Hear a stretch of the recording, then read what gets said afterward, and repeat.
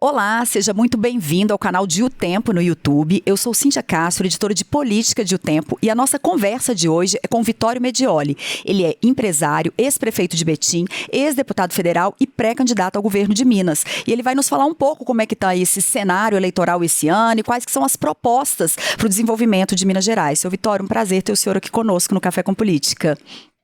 Bom dia para vocês, é uma honra estar aqui. Poder dirigir também uma palavra aos eleitores de Minas. Ótimo. E quem nos acompanha nessa entrevista hoje é Letícia Bernadette, repórter de política. Muito obrigada, Letícia, pela sua presença mais uma vez conosco. Seu Vittorio, eu queria que o senhor começasse nos contando um pouco, em resumo, como que o senhor entrou na política? Como é que foi a sua vida aí, com tantas passagens, né, em cargos diferentes? Como é que foi isso na vida do senhor? Eu não sou de uma família com tradição política. Aliás, nasci na Itália, né? Sou casado com Laura, que é de uma família política, uma família que até emprestou um candidato à presidência da República, que foi o Cristiano Machado. E eu abordei a política praticamente a começar da família da Laura, né? Uma política de outros tempos, uma política mais romântica, mais voltada a valores que hoje acabaram sendo em parte superados. É claro que os princípios morais continuam iguais, são eternos, mas é uma política hoje que evoluiu, né? Não digo que evoluiu para o melhor, evoluiu. Evoluiu conforme a evolução da sociedade. Agora, entrei em política não porque tivesse tempo e um sonho de herdado por parte dos meus pais. Entrei por necessidade.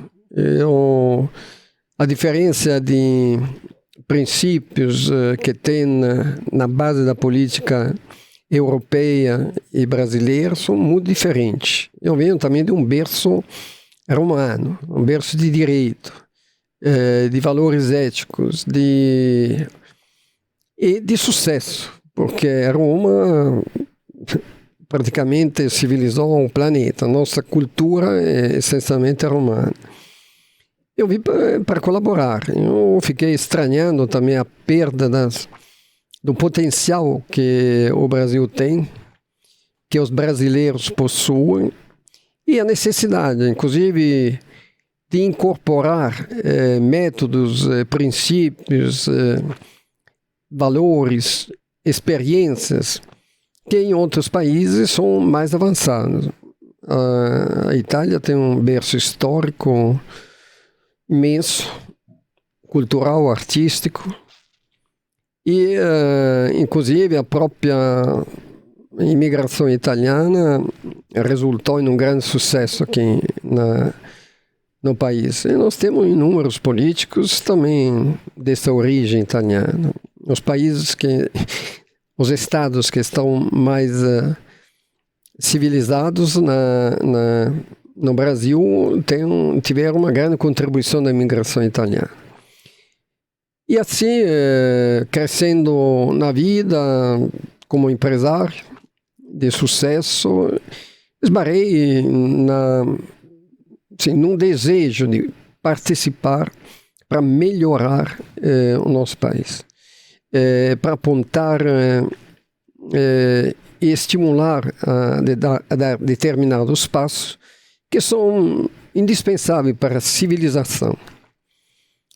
Aí, ao mesmo tempo, continuei tocando os meus afazeres empresariais, sempre com um olho numa coisa e na outra.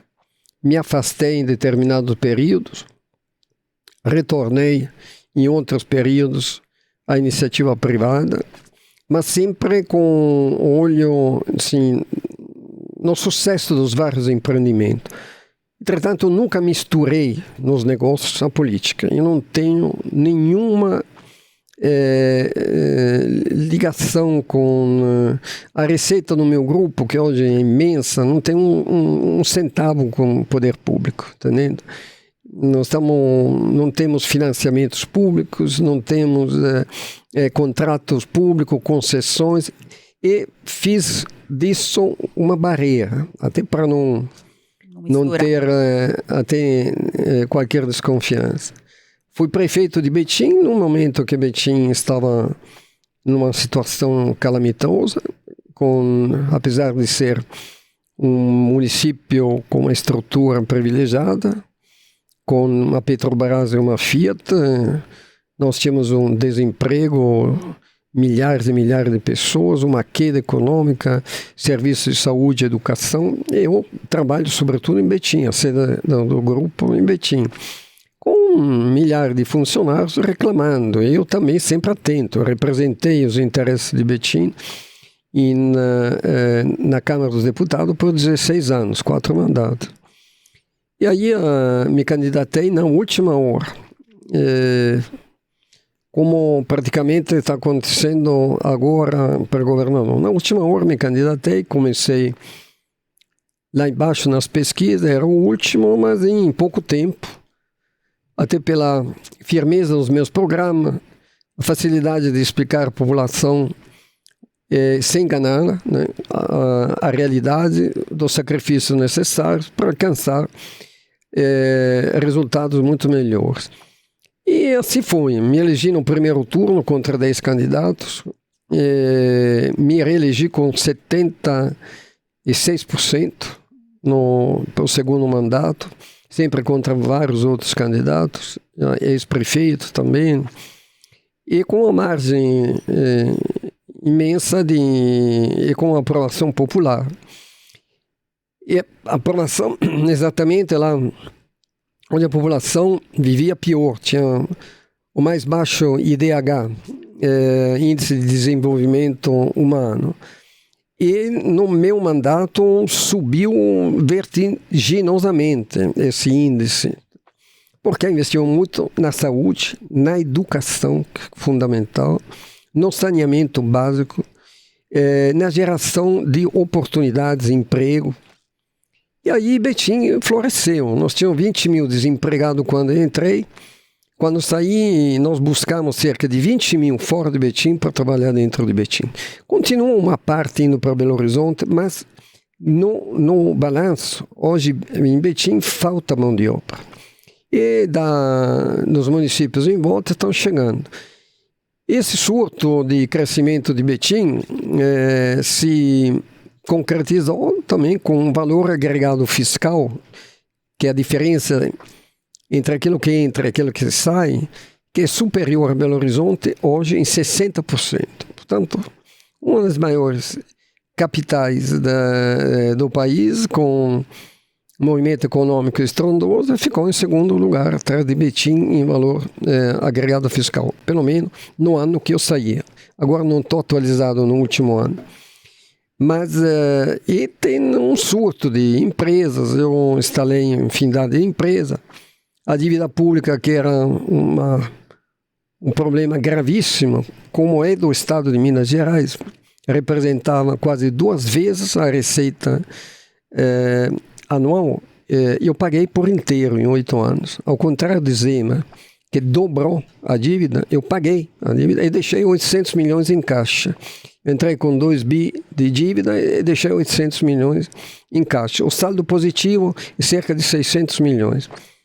Agora, Minas, o Zema entrou com 110, vai sair provavelmente com 220. Né? Agora, as contas atualizadas eu não tenho, até o final do ano tem essa projeção de 220 bilhões de dívida. E, ao contrário do que foi feito no último governo, que praticamente não tem a realização, a única de pagar em dia a folha, Betim teve mais de 300 obras. Um surto de crescimento violento, sem pegar empréstimo. Pagando a dívida sem pegar empréstimo. Milagre. Milagre é como se você injeta na política honestidade e competência, e também a vontade de trabalhar. Agora, separa o joio do trigo e põe a máquina lubrificada para funcionar. E o prefeito tem que dar o seu exemplo, né?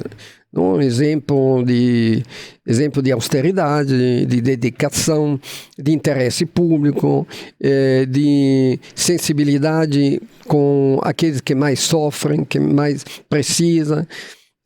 Começa a andar nas periferias, lá nos lugares onde o Estado é mais pedido, a presença do Estado. Não adianta você ir lá no centro da cidade onde todo mundo está bem. Nós tivemos que resgatar as periferias. Periferia de Betim, Citrolândia, Icaivera, Teresópolis. Baixamos muito o índice de criminalidade, baixamos vertiginosamente. Entrei com 7.500 crimes violentos por ano e saí com menos de 1.000.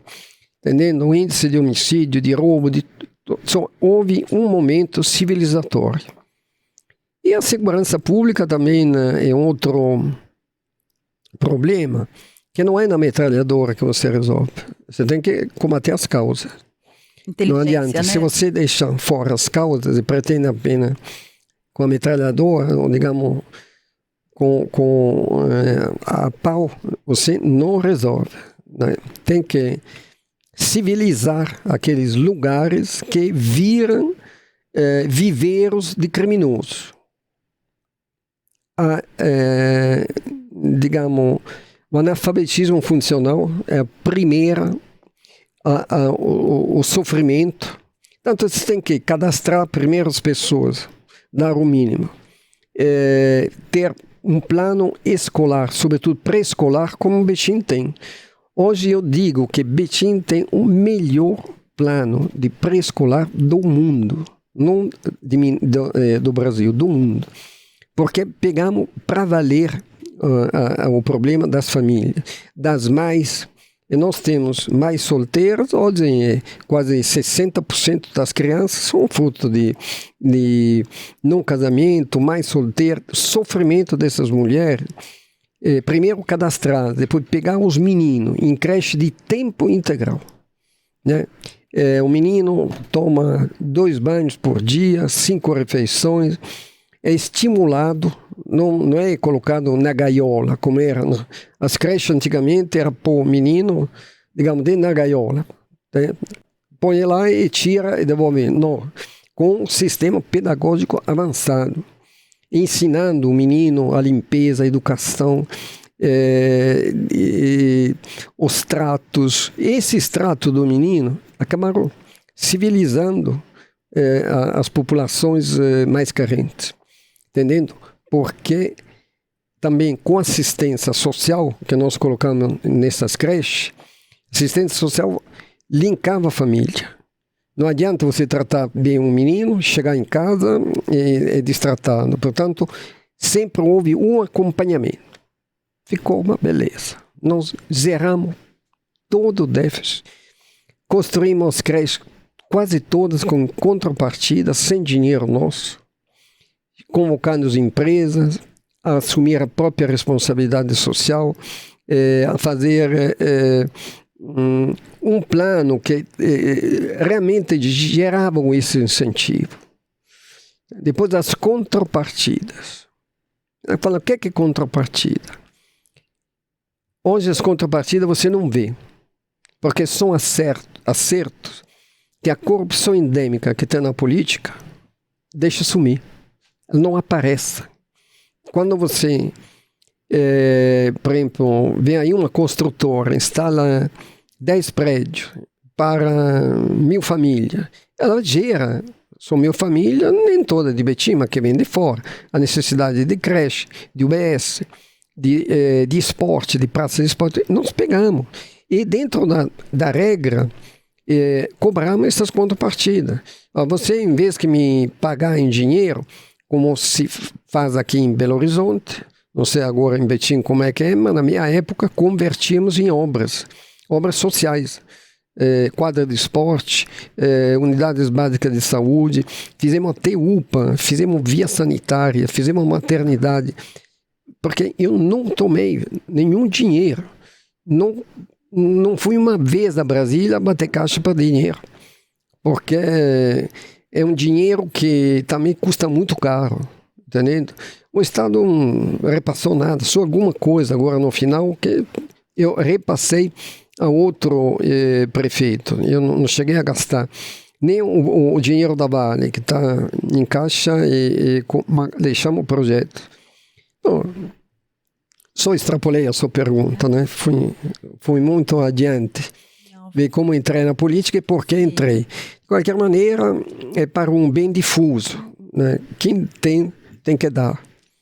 Agora, o que adianta você viver Eu gosto também de trabalhar, né? Se a felicidade de um político é ver também, né?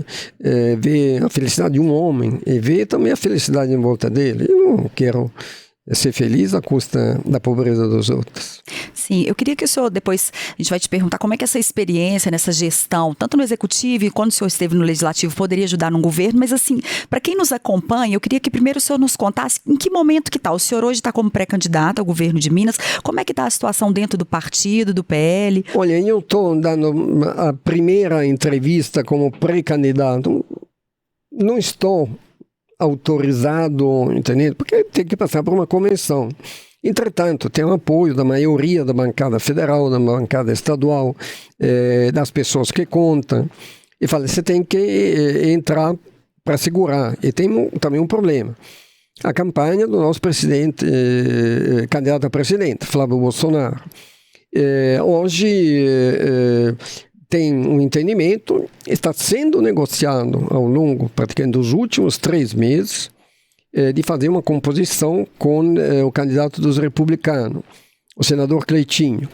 Senador Cleitinho que não assume uma posição firme, fica adiando. Agora o último adiamento para o final da Copa.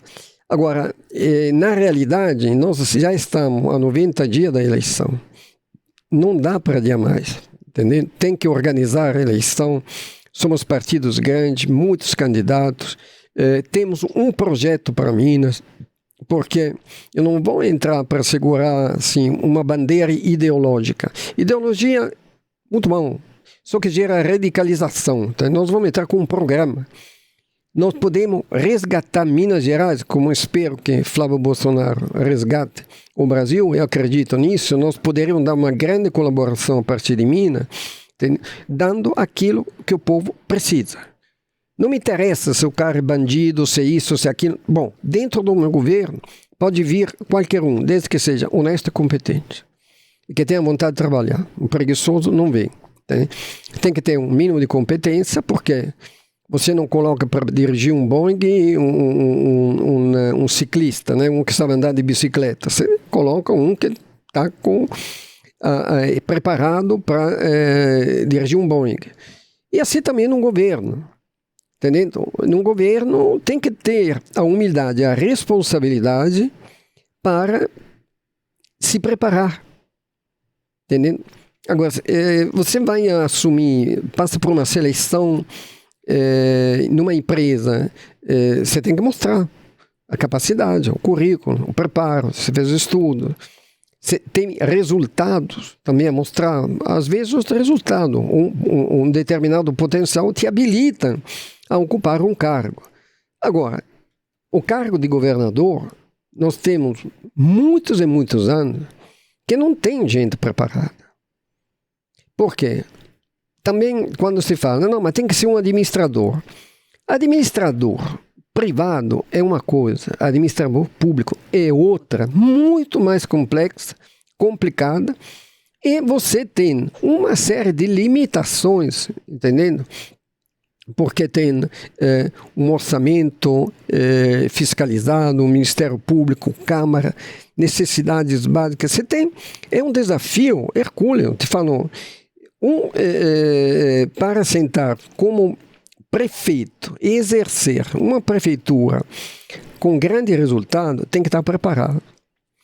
Eu entrei, né, já tinha conhecimento, porque eu fui majoritário em mais de 100 municípios na última vez que fui deputado, fui 4 mandatos.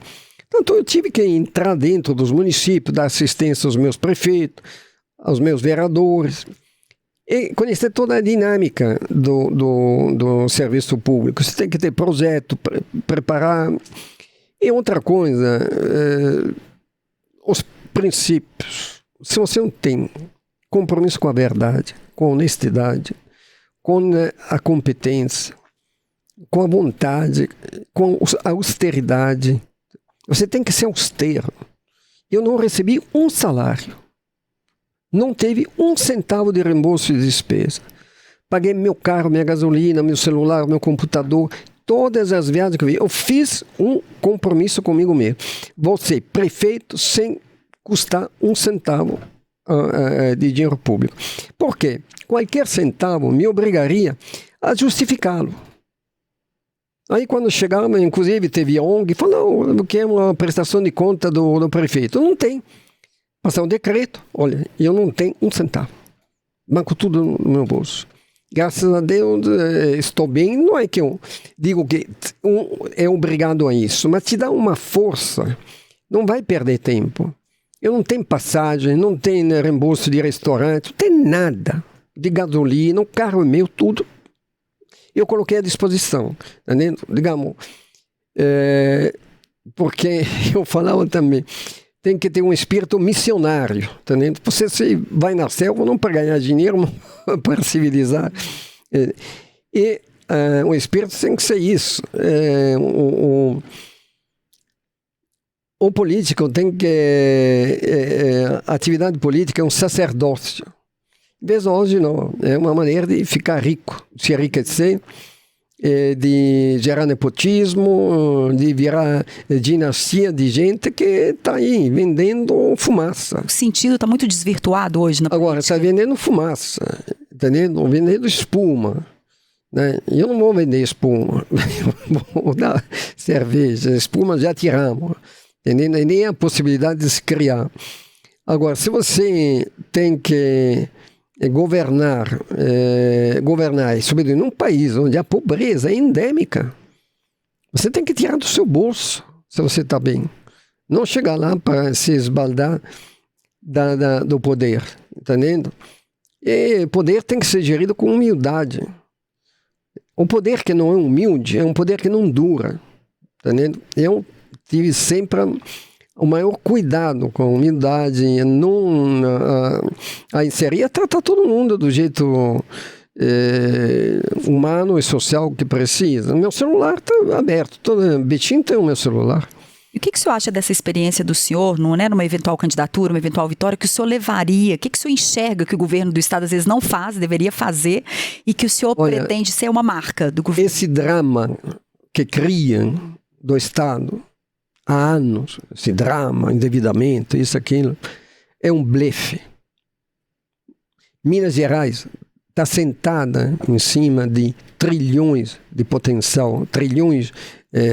Portanto, a nossa dívida pública, primeiro, ultimamente a dívida pública foi jogada a culpa nos antecessores. O Zema jogou a culpa nos antecessores. E jogou ela nos sucessores. Em 8 anos não pagou nada. Dobrou a dívida, ele culpando ainda o Pimentel, e jogou no colo do Matheus Simões. Agora, eu peguei a dívida pública, parcelei, paguei. Tudo aquilo que era meu, também paguei. Recuperei valores, sobretudo de contrapartidas que você tem. Aqui tem direitos minerários, agora tem uma operação rejeito que envolve provavelmente dezenas de políticas em Minas Gerais. Falta gestão, o senhor acha? O que falta assim? Agora, não, mas nós precisamos minerar, fornecer minérios ao mundo, porque são muitas coisas. Mas esses valores não podem fazer parte de jogo de corrupção, de coisa. Vamos chamar os mineradores e falar, olha, você não precisa pagar nada. Você vai minerar, vai exportar, vai gerar receita para Minas Gerais, e a parte que você tem que dar ao Estado, vai dar ao Estado. Ou, por exemplo, em Minas Gerais, ou em Betim, eu fiz isso. Vocês têm que trabalhar, trabalha. Agora, você tem uma parcela de contrapartidas sociais que estão em lei. Aplica. Me dá uma creche, me dá um UBS, me dá uma via sanitária, me dá um viaduto. Eu construí desenho de viadutos, 6 avenidas sanitárias, que eram impossíveis, porque cortavam favela, uma situação onde vai dar tudo resolvido, entendendo? E ainda deixei um estoque de contrapartida enorme. Eu refiz todo o sistema de saúde, fiz 24 unidades básicas, 2 UPA, a melhor maternidade do Brasil. Nós fazíamos 3 mil partos, fazíamos 6 mil, gastando menos. Fazíamos 3 mil partos, gastando 60 milhões, passamos a fazer 6 mil partos, gastando 56.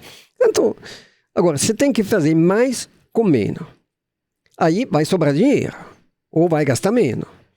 Não vai deixar, aí eu direi sempre superávit, entendendo? De quase 10%. E sem sacrificar o servidor público, porque tiveram os reajustes, pagamento em dia, todas as escalas de progressão, foi o melhor mandato que receber. Muito superior àquele que prometia isso, porque ele não prometia. Falei, eu pego um município quebrado, mas aos poucos, entendendo? Dei todos os reajustes que precisava, a recuperação, teve em determinado setor também, das conveniadas, dobrar o salário, entendendo? E foi um grande proveito. Agora, o Estado tem que chamar também, cada um. Primeiro, se você começa a ser austero, não austero, né, de rede social, lavando prato, chupando manga, não, austero. Dia a dia ali na atitude. E não fazer da austeridade um marketing, fazer da austeridade um exemplo. Nós temos outras coisas para fazer. A austeridade é um dever que eu tenho. Né? Não preciso, é o básico. É o básico. Se não parto disso, como é que vai? E outra coisa, falar a verdade. Esse governo falou muita mentira. Ele inflacionou mentira. Ou inflacionou desculpas fantasiosas. E não estou nada contra ele. Só que se dentro de um ambiente você admite a mentira, o que vai construir a mentira? Eu te dou um exemplo. Você tem um prédio. O prédio é construído por engenheiro com material. É tudo conforme a verdade. Porque se não é verdadeiro o projeto, o prédio nem sai do papel. Agora, se gente que fica inventando desculpa, empurrando num canto, não é generalizado. Entendeu? O caso da dívida é um exemplo, você acha? Você chega na secretaria, o cara, não, porque isso, porque aquilo, vai com o outro, não te fala assim, não. Eu, quando chega um empresário, falo, olha, posso fazer, não posso fazer. Te ajudo a fazer, entendendo? Por quê? Te ajudo, essas são as regras. Não precisa quebrar a cabeça. São coisas relativamente simples, mas concretas. Você tem que dar isto. Aí entupimos de empresa aí dentro. E outra, não tem... não, mas eu quero, sei lá, outras coisas indecentes. Não tem. E se tem alguém dentro da estrutura que é indecente, põe para correr. E eu demiti muitas pessoas, mas sem problema. É gestão mesmo, né? Tem que ter. Bom, abre... Legalmente, não é que eu demito porque me é antipático, é porque ele não cumpre com o dever dele e está prevista a demissão. Aí são processos normais, muitos por abandono de emprego. Mas limpamos também coisas que não se conseguia fazer, abusos que ocorriam, desvios, outras coisas, limpamos. Mas isso aqui é normal, você cria uma corregedoria, uma ouvidoria, uma auditoria e vai processando. Tem um procurador-geral e essas coisas têm que entrar na rotina. Não é agredir. Inclusive, os próprios servidores acabam ganhando autoestima. Porque se você deixa um monte de pessoas desqualificadas no meio de um setor, desqualifica o setor, contamina. Então, cada um tem que ter o seu dever. Também com o sindicato, sempre falei, olha, o sindicato não é apenas para defender salários. Porque aí a preocupação chega em uma pauta, tem 54 itens de aumento salarial. Agora, como é que eu te dou um aumento se não tem um compromisso com a qualidade ou com a produção resultado que você dá. Agora, eu venho de uma cultura europeia. Já 50 anos atrás, eu recebia sindicato da empresa, que era da minha família, e falando, qual é o plano de produtividade que possa justificar? Porque eu não fico, não roubo, não tiro dinheiro do céu. Tem que dar uma... Tanto tem que ter. E isso também requalifica, como na realidade eu não tive um dia de greve. Não tive um dia de greve. Falar, pô, mas é empresário. Não tive um dia de greve. Se você pega os meus antecessores, 40, 50, 60 dias de greve por ano. Não por ano. Era a média na educação de 25 dias de greve por ano. Eu não tive uma greve. E não é que, digamos, tentaram, mas não dá. Eu cumpro, pago em dia. A população, as crianças. Daí eu entro numa escola, as crianças para tudo para fazer festa. Mas eu não... Porque nós demos livro, biblioteca. Na educação, que te falo, uma coisa que se eu amanhã assumir as rédeas do Estado, eu ponho, primeiro, a pré-escolar. Não adianta. O trauma as crianças recebem até os 5 anos.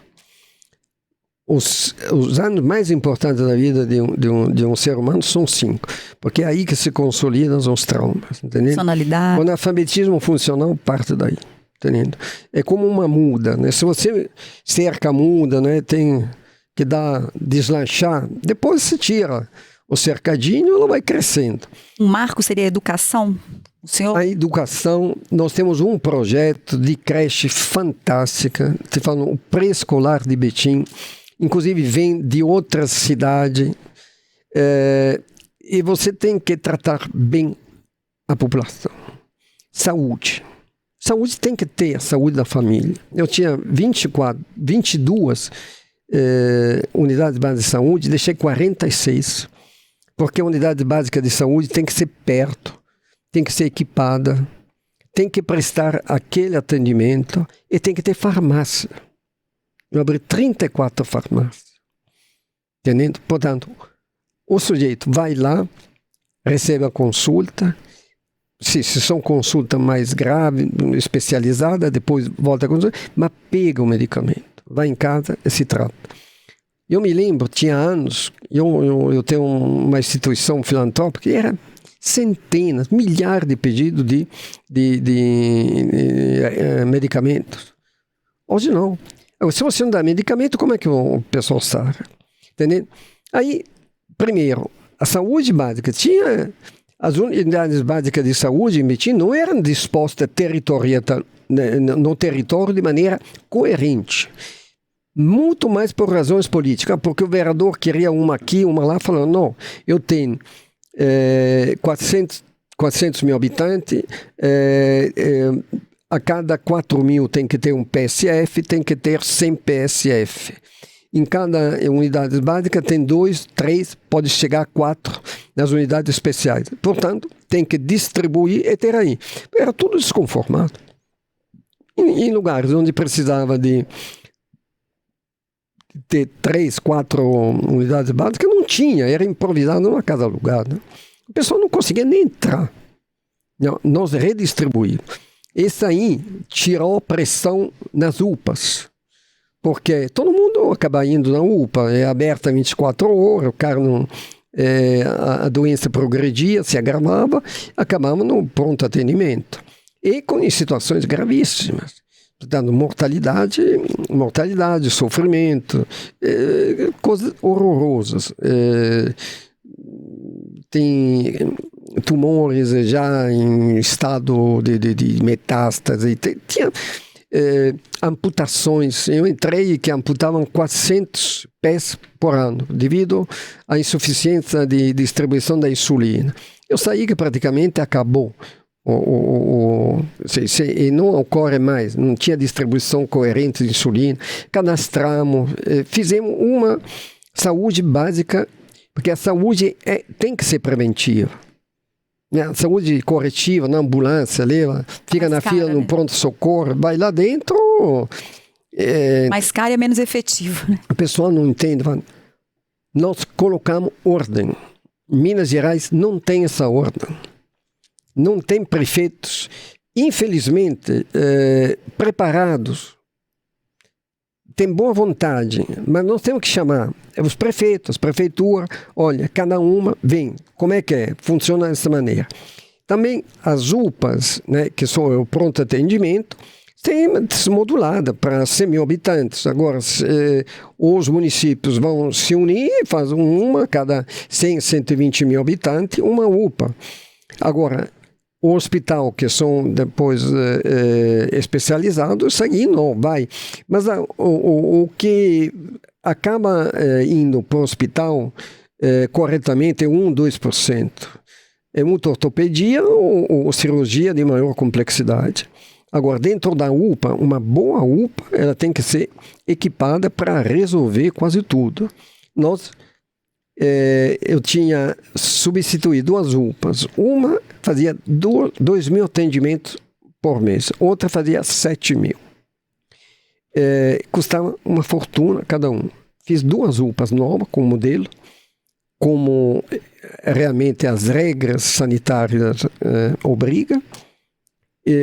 Equipamos e hoje gastamos, cada UPA passou a fazer mais de 10.000 atendimentos, chegando a uma média de 10.000 atendimentos por mês, em pico vão chegar a 12.000, e as outras também reformulamos, né? Tem 4 UPAs, uma tem que ser substituída, a outra também, mas as duas UPAs principais, Alterosa e Centro, nós fizemos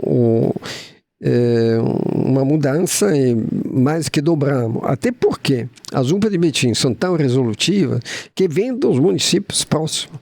É portas abertas. Entendendo? Uma escolhe a UPA em que vai. Não é como uma unidade básica de saúde onde você está referenciado. Portanto, tem fila de gente chegando aí e salvamos muitas vidas. Partos, estavam fazendo 6.000 com uma qualidade fantástica. Olha que a maternidade que nós construímos foi com contrapartida, 29 milhões, 170 leitos, com UTI neonatal, com tudo, com heliponto, tem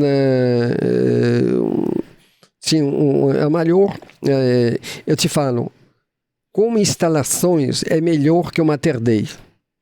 Nós fizemos o projeto, eu revisei o projeto, usei também arquiteto do lado de fora, trabalharam de graça para esse projeto, e hoje é uma resolutividade, tem um atendimento fantástico. Quem sai de lá, agora, não sei se estão, porque depende também do material humano, né? Mas todo mundo queria trabalhar nessa maternidade, porque tem fartura de qualidade de infraestrutura, tem a mortalidade neonatal praticamente zero. Temos uma situação e dobramos o número de partos. Vitória, até pensando nessa relação, né, do governo estadual com os municípios, o que o senhor acha que o governo estadual precisa fazer para melhorar esse relacionamento dos municípios? Como que o próximo governador de Minas poderia atuar para dialogar melhor com as cidades? É muito simples, tem que usar a verdade. Primeiro tem que respeitar o município, porque quem resolve o problema é o município, não é o Estado. O Estado não resolve nada. O Estado fica aí, até então, para dar a culpa ou ao governo federal, ou ao presidente da República, ou aos prefeitos. E ele não faz a parte dele. Agora, tem que ter uma relação honesta. Nós, por exemplo, fomos... te dou um caso de Betim. O que foi tirado de repasse de maneira sorrateira pelo Estado, entendendo?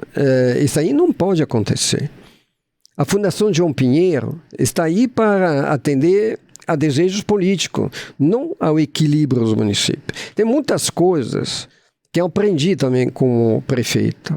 Agora, o prefeito, você tem que atender com seriedade, né? Nós temos hoje 10 regiões em Minas Gerais, que vão do sul de Minas, tem... o Triângulo, tem o Urucuia, tem a região de Montes Claros, tem o São Francisco, tem Mucuri, Jequitinhonha, nós temos 10 regiões. Primeiro, tem que fazer como no município, ter um vice-prefeito, né? um que resolva. O Estado tem que se aproximar dos municípios, né? Porque tem demandas que não precisa o prefeito vir aqui. Tem que montar um núcleo, como nós tínhamos nas regionais, que resolva determinado problema de manutenção, coisas mais simples. Agora, o prefeito vem aqui e, na realidade, um Estado é feito para ser procurado. Entendendo? É tudo muito uma relação política, partidária, aqui, lá, emenda, aquilo. Não. O Estado, para funcionar, tem que ter meio de atender rapidamente as demandas nas regiões. Agora, venderam a Copasa. Eu nunca teria vendido a Copasa. Primeiro venderam... Foi um erro, o senhor acha, ter vendido a Copasa? 8 bilhões numa dívida de 220, o que é que vai fazer? E a Copasa é exatamente das estatais aquela que presta o maior atendimento social, porque é saneamento e água. Está entendendo? Agora, eu não sou privatizante ou estatizante. Eu sou pela qualidade do serviço, pelo custo, qualidade, custo-benefício. E o que é que a população quer? Por exemplo, fala a saúde. A saúde não pode ser privatizada. Nós terceirizamos 2 UPAs, terceirizamos a maternidade, gastamos a metade. Quando gasta a metade, sobra dinheiro também para abrir as farmácias, comprar, ampliar, entendendo? Não é para botar no bolso. A economia é distributiva. Você não atende tudo, as demandas são infinitas. Agora, se você joga muito dinheiro num canto, vai faltar no outro. Agora, você tem que ter a gestão como você tem dentro da sua família, dentro da empresa, dentro de qualquer comunidade responsável. O dinheiro é gasto para resolver problema. Agora, não é gasto para fazer, entendendo? E depois, saúde, Minas Gerais, a roubalheira desenfreada. Entendendo? Primeira coisa que eu faria é colocar chamar um Ministério Público, chamar tudo, chega de roubalheira na saúde. Tem esquemas endêmicos. Você não consegue trabalhar a não ser com essas máfias da saúde que estão por aí. E, inclusive, com infiltração do PCC. Eu te mostro, infiltração do PCC. E monta as OS para explorar a saúde. Nós estamos... Falta o quê para combater isso? Mas essas são verdades também que aqui estão escondidas. Como é que vai funcionar? Nós hoje, no transporte público, na educação, também na educação, na saúde, essas organizações criminosas estão tomando. Tem deputados do PCC, vão ter problema comigo. Vão ter problema. Falta o governo do estado estar mais de olho? Chamar e falar, olha... Porque se você deixar essas contaminações, não adianta, não consegue trabalhar. Você chega lá, você tem problema, eu chegar na prefeitura, não, tem que resolver problema.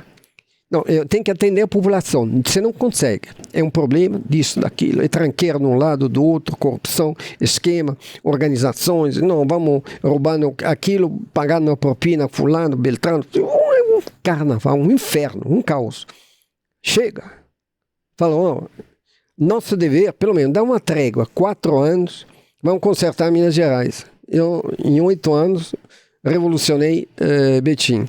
Agora, Minas Gerais, eu acho que já é muito difícil o Estado, eu acho que tem mais recursos e aparentemente é mais fácil, pode ser que quebra a cara, mas a meu sentimento que é mais fácil. Até porque com a relação...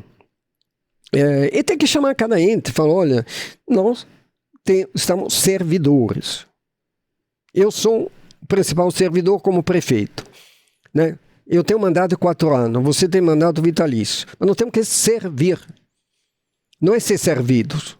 Hoje o Estado se serve da população, não serve a população, tem que inverter essa coisa aí. Porque também não consegue, fala mentira o tempo todo. Todos os números são errados, são manipulados. Assim, é um ambiente insuportável. Como é que você vai lá? Verdade para tudo. Uma pessoa séria, como é que fica sentado aí dentro? Não tem um problema, roda o anel. Roda, né? É um anel. Não, quer cortar No meio da cidade. 4 municípios no meio e cobrar pedágio. Isso aqui é ideia de maluco. Entendendo?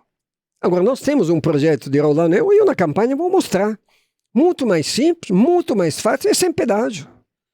Por que colocar um negócio para fazer interesses de empresa, inclusive quem ganhou é uma empresa italiana, siciliana? Porra.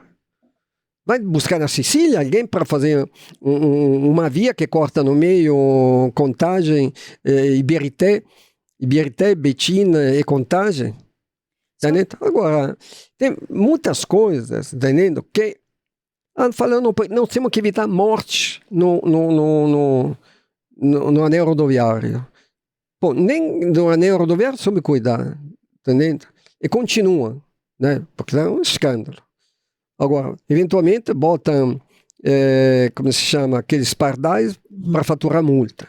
É isso que mas não tem nada. Agora, é um lugar onde transita milhares de carros em trocamento de 362, e tem que tirar esse movimento.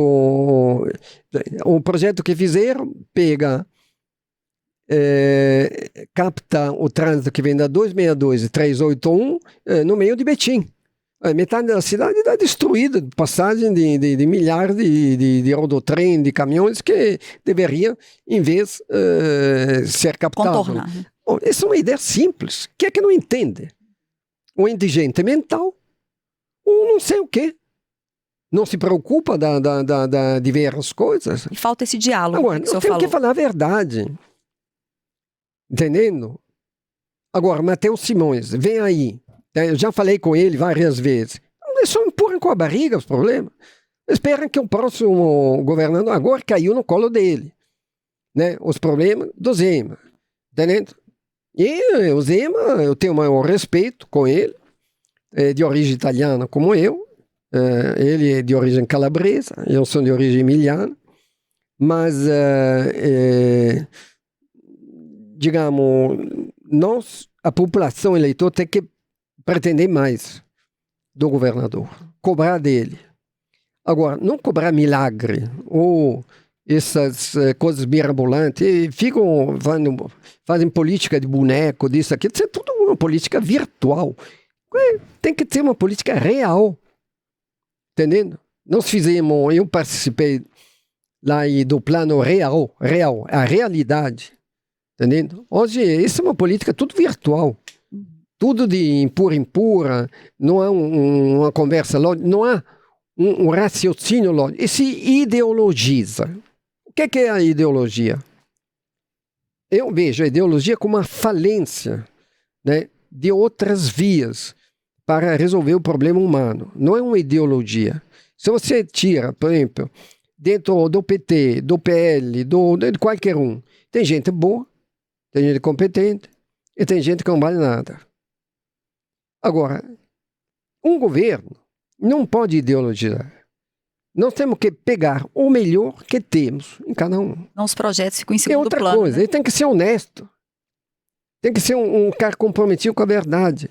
Porque com a mentira você não resolve nada. Com todo esse esquema político de maquiagem, de empurrar para um para o outro, né? Torcer, sempre tirar, usar o estilingue, quebrar a vidraça do outro. Sim, fazer uma festa de quanto pior, melhor. Qualquer governo tem que ser respeitado. Um governante tem que ser respeitado. Pode ser contra, mas se ele tiver sucesso, esse sucesso é melhoria de vida para a população. Agora, eu estou indo na política para quê? Para ganhar dinheiro, não é? Eu estou indo para melhorar a população. Esse que é o cerne na política. Você faz política para melhorar a vida dos outros. Agora, aqui não. Você faz política para se esbaldar, né? Para explorar o poder que cai no colo. Não, o poder que cai no colo é sagrado. Cada centavo que você gasta tem que prestar conta. E se você não presta, Como aí você não mostra austeridade, entendendo? Não austeridade sim. Depois você vai ver que economiza 10 aqui e gasta 1.000 lá. Para mostrar que economizou um detergente, coloca outros 4 que gasta 100 vezes o detergente que economizou. Agora, o marketing acaba... Lacrar, né? Agora, nós temos que, na realidade, ser efetivo, respeitar a população.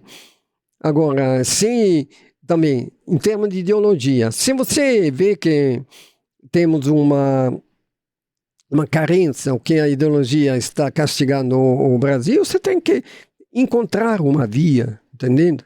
Não, começa a fazer confusão, tirar... Para mim, entendendo, eu não tenho... Inclusive, eu governei com todos os partidos, mas nas minhas condições, que não são minhas, são condições objetivas. Olha, se eu não tenho honestidade, está fora. Agora, eu muitas vezes, eu vi que caminhava, mas cortei. Eu fui ordenador de despesas. Os secretários tinham que passar pelo meu visto. E barrei quantas coisas. E depois eu acabei. Entendendo? Agora, hoje como se faz? Não, porque... um partido te apoia. Eu quero 2 secretarias. Aí, eu quando fui candidato, eu tive apoio de 16 partidos. Eu quero uma secretaria, quer dizer, falou, olha, não tem nenhum problema. Você quer 2? Eu tinha 9 secretarias, você pode levar as 9. Desde que você me apresente um competente, honesto, competente e com vontade de trabalhar, não tem problema. Não vou fazer pelo partido. Falei com os deputados, com os senadores, tudo. Se nós temos uma obrigação de dar resultado, agora vou vender uma secretaria a vocês para colocar lá cabide de emprego, incompetência e tudo. Isso não funciona. Agora, isso que é a regra. Depois, incompetentes. Entendendo? Não, porque ganha mal. Mas, espera, no setor público também, você pode chamar grandes talentos, porque a passagem aí, né, digamos, cumpre com a missão de 4 anos dando um resultado estrondoso, eles também ganham, porque não falta emprego no Brasil para muito bem remunerados. Agora, naquele momento, nós temos que dar uma parcela de nós. Agora, também um salário não são um salário são um salário hoje muito bom. Agora, o setor privado pode pagar mais. Agora, o setor público, você paga mais, não tem dinheiro para pagá-lo. Outra coisa, impostos. Impostos. A diminuição de determinados impostos dobra as atividades e aumenta a arrecadação. Isso sempre foi firme nisso. Esse tributarismo, né, é a incompetência absoluta. Você tem, inclusive, exemplo, tem a curva de Laffer. Chega num determinado ponto que o imposto é inibidor da atividade. Nós estamos inibindo muitas atividades. Não é renúncia fiscal. Porque não é uma curva, né, que sobe assim. Quanto mais sobe, mais diminui a produção e a competitividade. Então, se chama, em termos, curva de Laffer. Chega num ponto que se você aumenta, a produção cai. A arrecadação também cai. Então, não adianta, né? Joga um peso aí que te impede de caminhar mais rapidamente. Isso aqui eu tenho pleno conhecimento. Outra, a produção interna de Minas Gerais. Se nós hoje, por exemplo, podemos ser autossuficientes em algumas coisas, vamos ajudar a empresa que está aqui. Vamos dar condições. Renúncia tributária tem no Brasil inteiro. Agora, com a reforma tributária, não terá. Mas condições de operar com custos menores. Vem aí a CEMIG. Para uma empresa que quer se instalar no lugar, bota uma conta para fazer a ligação. Absurdo. não tem condição de fazer isso. Concessões de fotovoltaica a CEMIG tem melhorado. O Pazzanese foi um bom presidente. Eu lamento que tenha sido tirado também. Foi um bom presidente. Agora, tem que ter alguns ajustes na CEMIG. Sobretudo para ela também, já está ganhando muito dinheiro, que ganhe, mas que não iniba o progresso, ou que não se aproveite desse progresso. Agora, eventualmente o Estado entra com a parte de conta, mas nesse jogo de contrapartida e de unir esforço, tem que fazer, não é que cada um, são vários corais, um separado do outro. Não, você tem que juntar esse potencial, chamá-lo para você. A dívida, primeiro, tem que ser contestada. Eu contestei em Betim, tirei muito, legalmente, judicializada. Outra coisa, o acordo da Lei Candir, que o Zema fez, é absurdo. Nós tínhamos 135 bilhões a receber. Na época, nós tínhamos mais a receber da Lei Candir do que tínhamos que pagar, que era o começo do governo dele. E fizeram um acordo. Uma porcaria de acordo. Tem outros, tem valores que são irrenunciáveis, que você pode até segregar.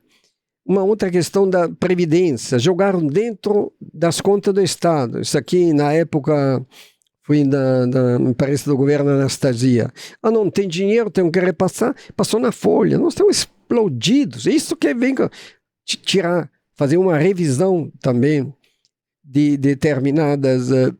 Eu peguei a Previdência de Betim, tinha milhares de aposentadores fantasmas. Tem que rever isso, fazer o recadastramento, entendendo? E também por uma gestão mais eficiente. Agora, a terceirização, ou seja, a privatização, a estatização, depende do cliente, que é a população. A população está mais satisfeita com isso ou está mais satisfeita com aquilo? Não é uma questão de ideologia, é uma questão de resultado, entendendo? De resultado, de custo-benefício. E dá para fazer convênios, dá para fazer a parte... E num pontos estratégicos e chave, tem que ter a presença do Estado ainda.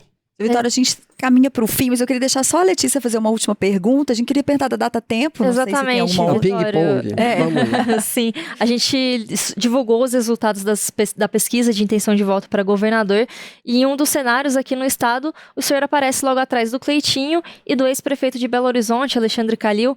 Como que o senhor recebeu os resultados dessa pesquisa? Bom, eu achei muito bom, porque eu não estou em campanha, né? Estou em campanha, 16 meses que estou fora das redes sociais. Retornei semana passada.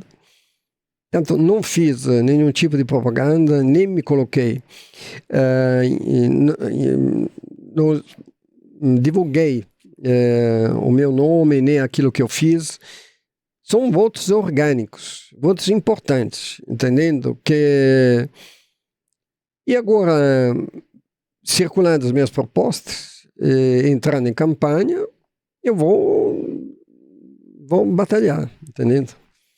E eu acho que tem, primeiro, a mostrar, eu tenho 75 anos, graças a Deus estou bem de saúde, funciona tudo bem.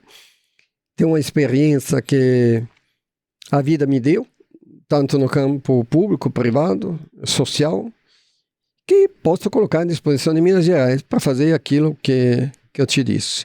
Parti para ser candidato a deputado estadual em Brasília, não quero voltar e falar, mas você poderia ser candidato a senador, aquilo eu não quero.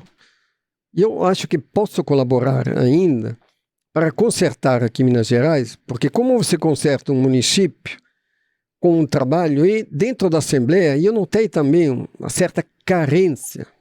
Tem muito mercado, entendendo? Agora, os deputados vivem, assim, numa irrealidade.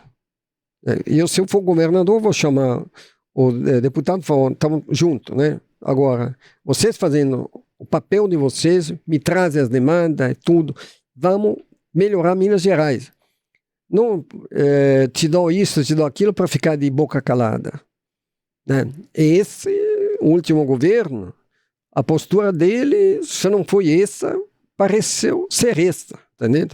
Não, vamos compor. Sim, mas agora, nós temos que compor em cima da realidade de Minas, né? Temos que fazer de Minas o melhor estado do país.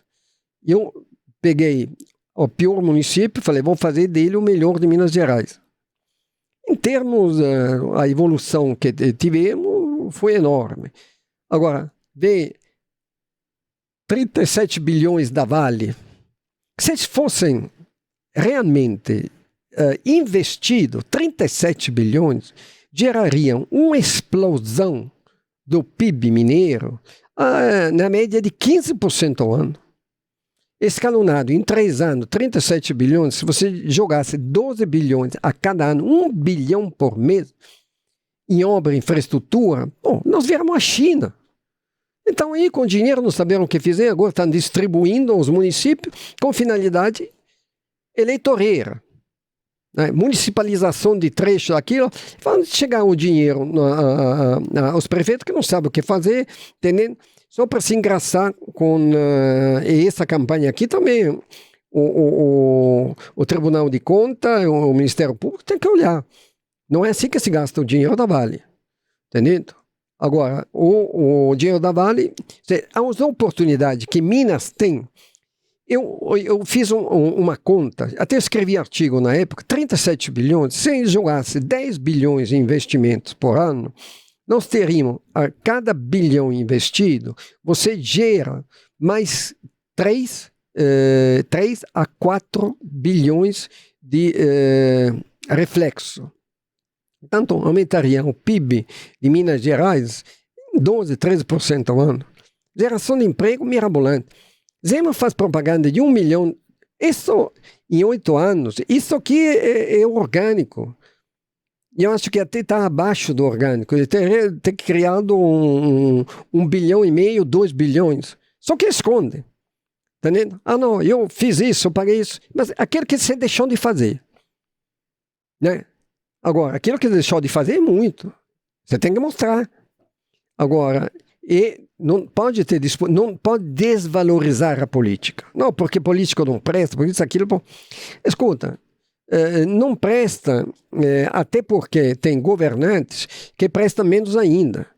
Agora, se você quiser ter uma política que funcione, você tem que dar exemplo, chamar, ouvir, não é responsabilizar os outros, não atender, não querer escutar, entendeu? Porque não quer escutar, porque eu não dou Rodanel, tive 3, 4 reuniões, nada.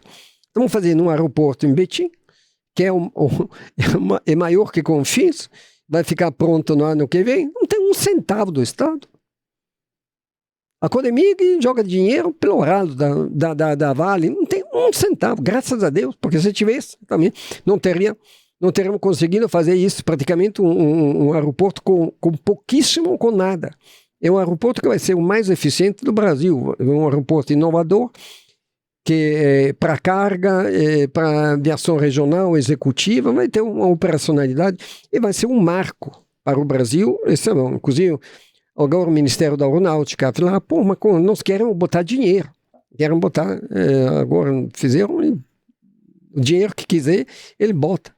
Porque é inovador, tem FINEP, tem não sei quantos fundos para botar dinheiro para acabar. Só que praticamente acabamos sem 1 centavo público. Né? O município de Betim autorizou legalmente, né? Mas todas as desapropriações, as compras, não tem um carinho de areia que não seja privado. Entendeu? Eu gostaria de fechar assim, sem nenhum financiamento público. E tem... esses são os potenciais que você tem. Se você incentiva também... Nós temos talentos em Minas Gerais incríveis. Incríveis. Você pega... Eu andei no interior quando era deputado e falando, mas esse aqui, se tivesse nascido, sei lá, na Flórida, ele seria quase um Elon Musk, entendendo? Tem gente incrível. Só que hoje... O patrimonialismo, Patrimonialismo, para quem não sabe o que é usar o Estado para se enriquecer, o governante se enriquecer. Poucas palavras é isso. É o patrimonialismo. Todo mundo vai lá para ficar... resolver o próprio problema. Nepotismo, enriquecimento, criar uma dinastia, tudo lá. Não. O patrimonialismo é um fenômeno muito brasileiro, entendeu? Agora, nós temos que romper esse elo. O Brasil pode ser um país que tem um potencial até superior dos Estados Unidos. Estamos aí morrendo de fome com 50 mil. E outra coisa, a educação. Se você dá educação, esses populistas que chegam aí a ganhar em cima da pobreza, perdem. Porque pessoal esclarecido não vai votar nisso. Entendendo? Agora, você passa a ter uma sociedade com menos criminosos. Eu fiz lá em Betim uma APAC, que é uma cadeia privada, né? Com custo baixíssimo. O custo no APAC é R$1.000 por mês por detento. O Estado paga 4 a 4.500. Portanto, já seria uma economia. Daqueles que saem da APAC, não tem um que volte para... Todo recuperado, trabalha, uma beleza. Fazem progressão. Tem que ir lá ver o ministro da Justiça do Paraguai, que ficou encantado. Tinha a secretária dele, entrou numa crise de choro lá dentro, de ver a energia. É uma cadeia, né? Almoçamos junto com os detentos, conversamos, entendendo? Agora, uma PAC são marcos civilizatórios, entendendo? E também vai reduzir o custo do Estado de maneira fantástica. O nosso projeto pode ser reproduzido, e também a PAC, eu acho que a nossa é até 200, mas pode caber 300, 350. Se o método é correto, 300, 350. Cada um tem o seu beliche, está lá limpa, tem chuveiro, tem água quente. Tem água quente no presídio, não tem no Brasil. Lá tem água quente, tem sala de TV, biblioteca. Nós já temos 30 dos 180 que estão lá dentro cursando faculdade online. Entendendo? Entra analfabeto, depois de 2 anos já conseguem progredir, porque lá tem são alfabetizados, profissionalizados, socializados e devolvidos à sociedade, entendendo? Já com um certificado com emprego. É isso aí. Hoje vai numa cadeia, você tem 85% que é de retorno. Cometeu um crime, volta com um crime mais grave. Na PAC não tem. Hoje, se você fazer essa limpeza, daqui a pouco a população de 700 mil detentos que tem no Brasil vai cair para 70 mil. O PCC, o Comando Vermelho, todas as bases são feitas dentro das cadeias. Vai ver se se instalam dentro de uma PAC. Não tem. Tem espaço para... Entendendo? Agora, o crime, você tem que focar as causas, ver as causas, né? Que a miséria, a falta de educação, a crueldade com que se trata o criminoso, ele se bate mais, ele volta pior ainda, cai no colo das organizações criminosas. Ensina, olha, você pecou, pode alfabetizar, tem uma outra vida, entendeu? E a gestão lá é dos próprios detentos. Tem 4, 5 pessoas, entendendo? Só para controlar. O próprio detento pega o curso e cumprem o curso de melhorar o ambiente. É fantástico. Até o próprio judiciário vem. E hoje é a melhor PAC do mundo, porque o sistema PAC sou brasileiro. Inclusive tem ONG da Europa que estão vindo aqui para ver, porque é um modelo de sucesso. Tanto creche, PAC, unidades básicas de saúde, UPAs, maternidade, clínica especializada, sobretudo em oncologia, nefrologia, que são de hemodiálise, entendendo? Clínica de oftalmo. Nós, em oftalmo, fazíamos mais catarata que Belo Horizonte. E é um custo que é pago pelo SUS. Agora, tem que montar e estruturar isso. Hoje a saúde é feita para essas gangues ganhar dinheiro. Infelizmente, é assim. Tá entendendo? Não tem. Agora, se querem ganhar dinheiro, vai ganhar. Mas não às custas do povo. Tá entendendo? Porque tiram dinheiro que se destina a outros tipos de serviço. Porque ela não quer mais dinheiro. Ela quer mais dinheiro que vai para o Beleléu, entendendo? Em vez de ir para benefício da população. Mas olha, eu acho o seguinte, eu dependo da homologação do PL, farei exclusivamente o que o PL determina, tem uma convenção. Agradeço o estímulo e apoio das bancadas, a maioria os deputados falam, não, vai, vem, não temos tempo. Eu estou aqui. Amanhã, se, digamos, o PL decide que eu não seja nada, nem candidato a deputado estadual, não tem nenhum problema. Eu acho que provavelmente para mim vai ser melhor, porque eu vou ter muito menos trabalho. Agora, pegar com sentido de responsabilidade, sentar na cadeira de governador, e é uma responsabilidade eu tenho. Né? Sentei na cadeira de prefeito, tirei 8 anos sem férias. Sem férias. Não tem. Pode apontar, não tirei umas férias. Isso é até exagerado como sentido de responsabilidade. Mas eu tenho essa responsabilidade. Com o dinheiro público, não tomei um centavo é sagrado. Porque de um vieram dois, é uma cadeia, entendeu? Você tem que respeitar o dinheiro público, dar o exemplo, estimular através desse exemplo. Porque é um sujeito, é o último a trabalhar, só fica de férias, gasta, torra dinheiro para cima e para baixo,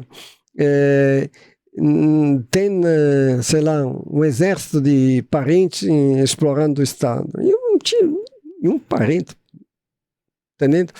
Agora, você tem que dar um choque. O Brasil precisa de um choque, entendeu? É aquele doente que poderia...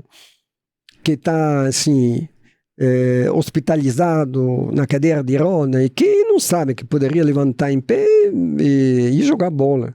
Está entendendo? É isso que é o Brasil. É convencido, é uma atrofia social e política que nós temos. E você vê aí, tem um presidente do Senado que até aqui, tenta todo mundo. Entendeu? Até aí não se faz nada. Eu escrevi na minha coluna, 6 meses atrás, que todos os processos lá de Alexandre de Moraes cairiam, porque ele parte em causa. Não existe no planeta uma justiça que tolere que um juiz que é vítima seja o próprio julgador. Entendeu? Ele é vítima do 8 de janeiro, porque armaram um atentado a ele, um atentado que depois não deu nenhum tiro, nem nada, mas armaram um atentado. Portanto, a partir daquele momento, ele teria que desincompatibilizar. Com a Zambelli, fala que a Zambelli quebrou não, eles estavam fazendo escuta dele. Bom, você faz a escuta dele, o juiz é outro. Chega num país civilizado, como anula. Não entraram nem em julgar se teve a quebra ou não. Falaram, o próprio juiz vai ser louco. Isso aqui é um disparate. E nós vivemos. Então, um Senado concorda com isso. Agora, o judiciário também tem que fazer a parte dele. Entendendo? Nós não podemos viver uma ditadura do judiciário, como não podemos viver a ditadura do executivo nem do legislativo. Os poderes têm que entendendo? E respeitar. Respeitar. Falavam os romanos, eu estudei direito romano. Dura lex, sed lex. É dura a lei, mas é a lei. Tem que respeitá-la. Agora, e quem mais tem que respeitá-la é quem está lá em cima, no vértice. É o prefeito, é o presidente, é o governador, o presidente da República, é o ministro do STF. Se o ministro do STF faz isso, que a justiça tem no país? Entendendo? Não se apercebe? É porque nós vivemos, como falava Garcia Marques, num ambiente de 100 anos de solidão. Não temos próximo. comparações ou um nível de histórico, intelectual, de tradição que permita isso. Agora, o poder é patrimonialismo. Você tem o poder para se esbaldar. Não? E os outros têm que ficar calados, senão levam pauladas, entendeu? É isso que eles falam. E muito com a coerção, com a ameaça que se fala poder. Não pode, não é uma democracia. Isso é ruim, entendeu? Pode ser bom para mas destrói o ambiente. Nós temos que criar um ambiente limpo, que preserve quem quer trabalhar, que melhore a qualidade de vida, né? E a partir da população mais carente. Nós investimos em amor. Onde é que tem as maiores carentes? Todos os planos começaram daí. Para, afinal, convergir para o centro. Eu tinha 4 regiões e 10 regiões, 4 com pior IDH. Todos os investimentos sociais começaram daí. Se sobrava dinheiro, vai para os outros. Até porque a recuperação das qualidades de vida te dá um aumento geral do IDH muito melhor. Se você tem muito mais a recuperar, você está entendendo? E outra coisa, o sofrimento. Qual é? Teria que fazer o índice de sofrimento da população. Quanto estão sofrendo essas mães, esses desempregados, essas crianças, entendendo? É um sofrimento terrível, terrível. Agora, nós temos que chegar lá e tirar o sofrimento. O sofrimento degenera, entendendo? É um câncer, gera depois a criminalidade, a ignorância, entendendo? A saúde é supercarregada, porque o cara não tem nem condições higiênicas, entendendo? Nós fizemos Portanto, em Minas Gerais dá para fazer a mesma coisa. O JK foi prefeito de Betim, depois foi governador, depois foi presidente da República, entendendo? E começou do pequeno. Agora, quem não tem uma experiência executiva no setor público, pegar o cargo de governo, não sabe o que vai fazer. Vai demorar 4 anos, 8 anos, ou até a vida inteira, para entender o que precisava fazer. Entendendo? Você tem que ter, como dizia Tancredo, sargenteado. Você tem que ser sargento. O sargento saber vem o que fazer. De soldado raso, né? Tem que ser sargento para depois virar oficial e general. Agora, você tem que ter um crescimento assim. E eu, graças a Deus, ainda sou empresário eclético de muitos setores, inclusive aqui do próprio tempo que eu fundei, e me dei bem na editoria, na logística, na indústria, na conversão de energia limpas. Nós temos projetos maravilhosos e tem hoje mais de 10 mil empregados, mas são 10 mil famílias também. É uma responsabilidade que tenho nas costas de chegar no final do mês, tem que pagar todo mundo, né? Nunca atrasei um centavo, nunca paguei um fornecedor atrasado. Agora, exatamente, se você coloca determinados princípios, as coisas funcionam. Pode ser na editoria, pode ser na indústria, pode ser na prestação de serviço, pode ser criando... E com esses grandes empresários também, ecléticos, vivendo de uma matriz assim, não é muito escolástica, mas prática. E eu, graças a Deus, eu estava fazendo as contas, tem 54 anos atrás comecei a trabalhar. E nunca parei, sempre progredi, mas isso não me tirou o tempo de estudar. Eu gosto de estudar muito, porque o estudo também te amplia a capacidade e a consciência. Tem muitas pessoas que nascem e morrem sem ter tido um dia de consciência, não sabe o que faz, tem que ocupar tempo, mas não se desperta. Agora, você estimular a consciência daquilo que faz também te inibe de fazer coisa errada. Entendendo? Você chega aí, mas isso, o que dá? Desencadeia todo um processo que chega lá no fundo. Eu não posso fazer. Entendendo? E isso, acredito que é a força que me sustentou até hoje.